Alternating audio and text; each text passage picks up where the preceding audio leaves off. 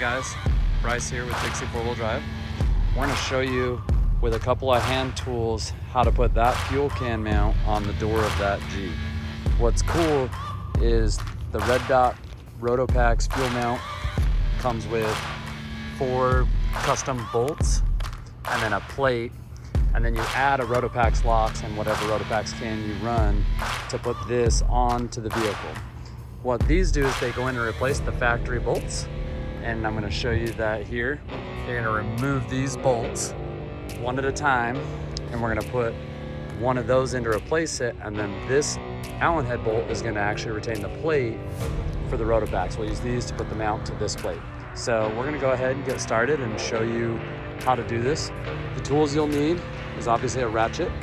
You're going to want a breaker bar to break the actual factory bolts loose. You're going to need a pocket knife or some kind of way of opening your packages. We need a 1/2-inch wrench. T50 is what you're going to use there, and a 3/16 Allen head for the final setup with ours. And then torque wrench to torque the door bolts properly. So let's go ahead and get started and show you how to mount this onto the Jeep. You're going to start with your T50. You're going to get a breaker bar. You need to be really careful to push in very tight here and break that bolt loose. Sometimes you'll get a little snap when it actually pops the bolt loose. We remove only one bolt at a time so we don't take the door out of alignment. You need to be really careful at this time not to scratch the vehicle. This happens to be a customer of Dixie 4-wheel drive, so we're just here filming the install, showing you. So now you got the factory bolt removed, the T50. You're gonna go ahead and get our bolt out of the package, and you're gonna go ahead and dip a little bit of anti-seize on this, as what I would recommend. That way, obviously car washes, rain, weather, and all that good stuff, it's something we highly recommend. If you do one bolt at a time, it allows the door, like I say, not to move out of location. So you're gonna wanna go ahead and grab a torque wrench while you're there.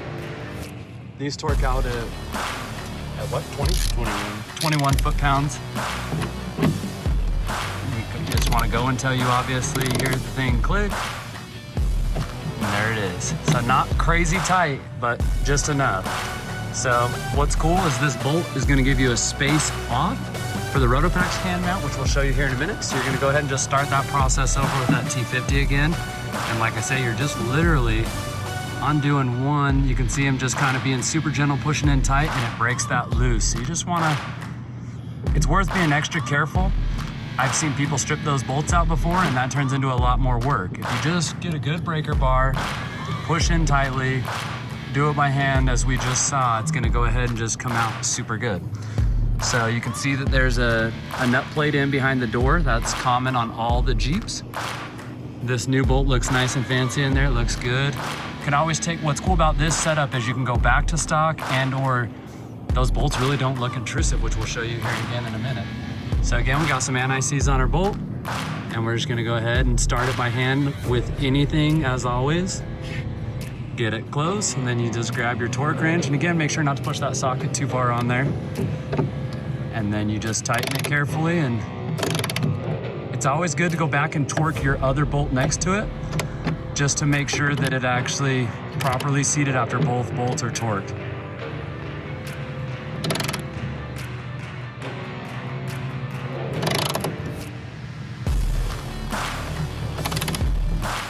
And there you go, go ahead and move it back and forth. It's always good. So now you know you got both bolts torqued. That's one mount you gotta do. You gotta do either or. If you're doing it, in this case, our mount does work on all 4 doors. So what's cool is that you can use it on the front door, you could use the same mount on a rear door, but super slick, super easy to do as you see. I mean, we're not even have to edit the video, we're just showing you just real time of actually installing this. So again, you can tell we have the factory taper there. If you look at our new bolts, which Kyle's dipping in the anti-seize, you can see the taper there that we got. So it works out to keep your door nice and tight.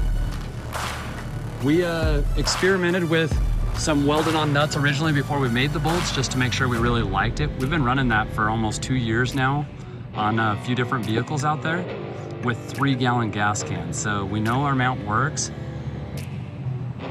And again, you saw him starting that thing by hand. Sometimes they, you'll feel them, you just need to make sure, and starting it by hand just keeps you from ever cross-threading it. So again, you're gonna see him go ahead and tighten this one up.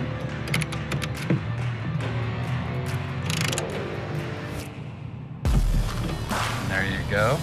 And then we'll go ahead and remove one last bolt.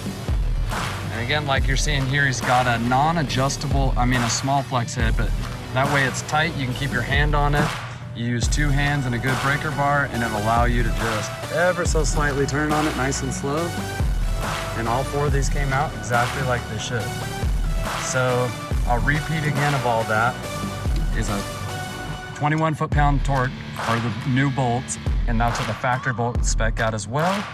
You remove 1 bolt at a time so you never throw your door out of alignment, and then everything works just like factory. So after he puts this 4th bolt in, we'll show you how to attach the RotopaX lock mount to our mount. So again, 1 last bolt here.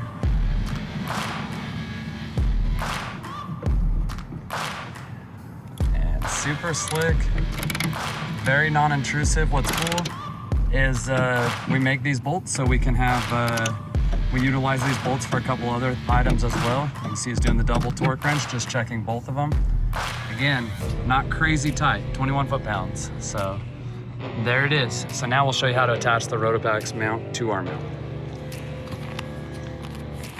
Go ahead and open up your red dot mount. That's the actual RotopaX mount. This one has 2 in it right now, but we're only doing 1 mount today, so we just had 2 in the badge to show you. And here we go. Yep, so it doesn't. So you can have 1 mount. Here's the 2 mounts that are for your actual RotopaX mounts, locks mount. This is an item you buy from RotopaX. And you can get a locking one or a non-locking one. You do need the actual RotopaX mount to work with our mount, the way it's designed with the lock. You can run a 2-gallon or a 3-gallon on ours. Now, because RotopaX sends this meant to be universal to work with kind of anything you might have already, we're only gonna be using this part and attaching this here. So we're gonna go ahead and do that. The lock mounts come with 2 keys for it, and then you'll go ahead, some of this hardware won't be reused. Our hardware, you need to go ahead and anti-seize all 4 of those bolts at the same time. And like I said, it's a 3/16 bolt, or a 3/16 head, and you'll see us go ahead and thread this in here in a second.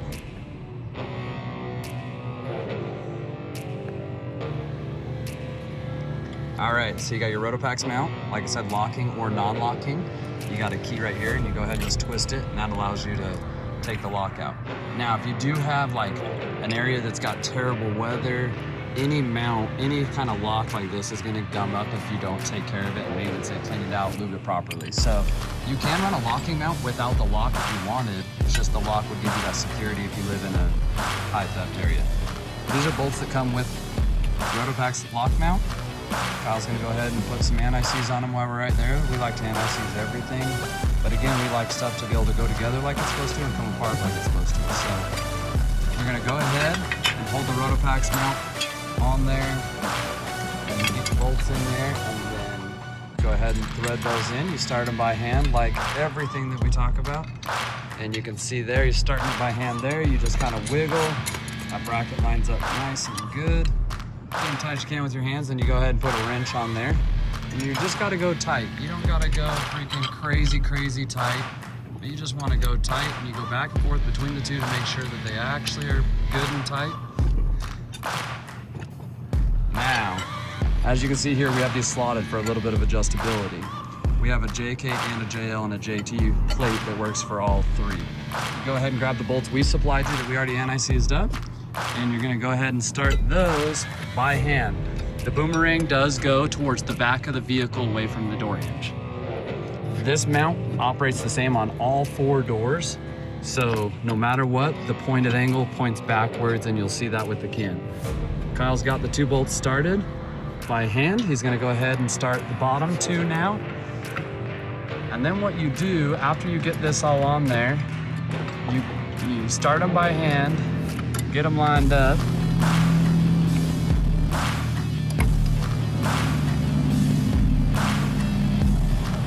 see there. Again, starting things by hand just allows you never tighten one all the way until you get the other one going. Once all four are in, you can do it. Now, what I recommend you do, because fuel obviously weighs a little bit of weight, is you go ahead and pull downward on this to make sure the bolt's at the top of this. So you just pull the whole bracket down, and you go ahead and just, you can see how it does move up or down, but you want it at the bottom point, and then you go ahead and just tighten these bolts up. And it's kind of a sequence. You know, you tighten one, go to the other one, move to the bottom, go back to the top, and you just make sure that they're all nice and tight. What's cool is if you do a locking mount, the locking mount locks on and your tank covers all these bolts. So there's no issues with, you know, go ahead and worried about the can. If you have the RotopaX mount, I mean, somebody wants something bad enough, they'll get it. But in this case, it's super slick. What's cool about our mount is this was designed to carry water. We obviously know RotopaX carries all different things such as fuel, diesel, water ones. It is your choice. You can see now that this mount is on there. It gives plenty of distance away from the door, so you have zero issues with the back of the door. And then it's super strong, goes off the factory bolts. And that shows you, that's our mount right there. Now go ahead, Kyle's gonna show you with the fuel can. It slides on there. Again, you can see how much distance is in between that door. And the mount goes on there. He's got to thread it out to adjust it a little bit. And you can see the spacing. It spaces everything off, so we're not going to scratch the Jeep. And you thread this RotopaX mount out a little ways. The 2 and the 3 gallon cans use the same RotopaX mount. So I'm going to show you, for those of you that haven't used these, you do need to rotate that and put the square tight to hold it. So you can tell you rotate it after the can is on there, you hold one and you tighten the other, and you just go ahead. What's cool is the lock is drilled for the upper and the lower hole of that mount. And you can see where you just got to go to where it locks up, and then there it is, right? So now this can will expand with heat. And so anytime you have high elevation change, you got to change. You need to crack these from RotopaX website. They tell you all the specifics, but you need to crack the can and let it vent just a little bit. And there it is, the lock's on it. Like I said, the 2 and the 3 gallon cans use the same one. And this RotopaX can mount will work on all 4 doors. So it was that easy to install. It'll take you about 15 minutes a door. And as you can see, works great on this JT. Stays in profile with the tires, everything else sticking out. And then this customer has 2 of them. You can run up to 4 per Jeep Wrangler if you have a 4-door Jeep or a 4-door pickup Gladiator, obviously. Or you can run 1 mount and it fits any 4 of the doors. So super cool, super easy, slick. You fill this can up a little bit, it expands, it's gonna be tight to there. This is something we've been running for years, so it's definitely a good product, simple product for you guys trying to go out into the overland, get that maximum fuel capacity out of it. So thanks for checking it out.